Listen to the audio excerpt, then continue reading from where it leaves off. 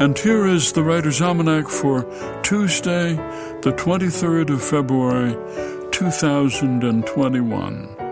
It's the birthday of the composer George Friedrich Handel, who gave us the oratorio Messiah in Halle, Germany in 1685.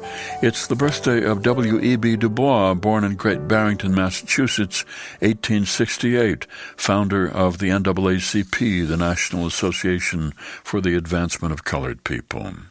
It's the birthday of Samuel Pepys, London, 1633, who on January 1st, 1660, began keeping a diary, from which we get a clear picture of 17th century Restoration England, the plague of 1665 and the Great Fire of 1666, and the coronation of Charles II, as well as a lot of information about Samuel Pepys's eating habits, his diet, his toilet habits, his intimate relationships with his wife and several other women. It was on this day in 1954 that the first mass inoculation of children for polio began in Pittsburgh, the vaccine developed at the University of Pittsburgh by Jonas Salk. Polio, a highly contagious disease, mostly affected children, regular outbursts of it. In 1921, the disease struck Franklin Delano Roosevelt, who was 39 at the time. His wife, Eleanor, said probably the thing that took most courage in his life was his mastery and his meeting of polio.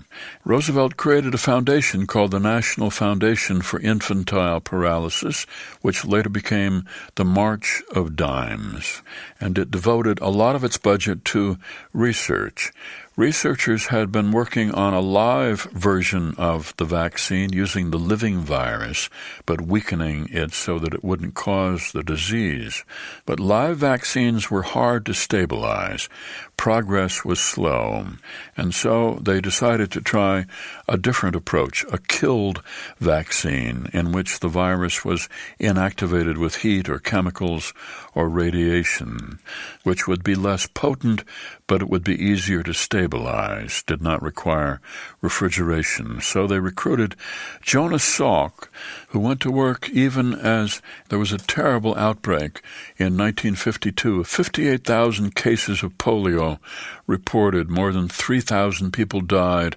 More than 21,000 left with some degree of paralysis. Schools were closed. The same year, Jonas Salk announced that he had discovered an effective vaccine, but it needed to be tested. So he set up a field trial involving more than 1.8 million school children. And it was on this day in 1954 the first group of them were vaccinated, 137 students at Arsenal Elementary School in Pittsburgh. Dr. Salk gave each vaccination personally in a lab in the school gymnasium. And a little more than a year later, there was a press conference announcing that the vaccine was safe and effective. Here's a poem for today by Dana Gioia, Men After Work.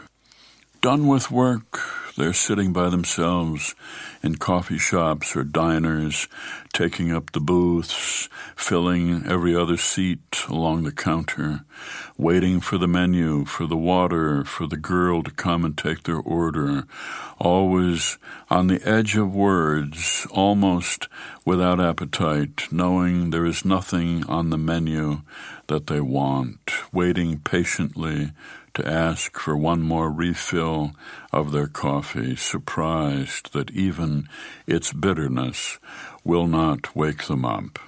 Still, they savor it, holding each sip lukewarm in their mouths, this last taste of evening. A poem by Dana Gioia, Men After Work, from his collection 99 Poems, published by Grey Wolf Press and used by permission here on the Writer's Almanac, funded by donations from listeners like you. Be well, do good work, and keep in touch.